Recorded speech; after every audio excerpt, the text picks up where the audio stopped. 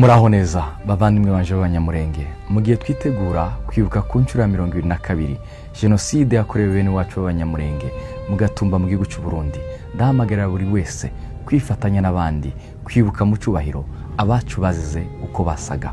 Iki ni gihe cyo guhicubahiro inzirakarengane zambuwe ubuzima bwazo no guhagarana n'imiryango ikomeje kugendana agahinda kabo bakundaga no gushimangira ko abazize ayo mahano batazigera bibagirana.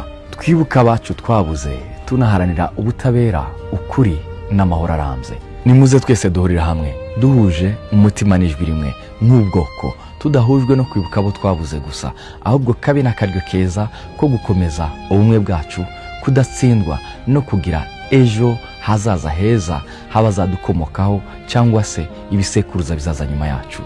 Mu gusoza, ndasaba Imana ngo itange ihumure kuri buri muryango wose uriko wibuka abo wakundaga waburiye mu Gatumba rya joro rya tariki ya 13 ukwezi k'umunani 2024. Imana nanone ikomeze gutanga iruko ridashira ku Banyamurenge bakorewe jenoside mu Gatumba mu gihugu cy'u Burundi. Imana ibaha umugisha mwebwe mwese, murakoze.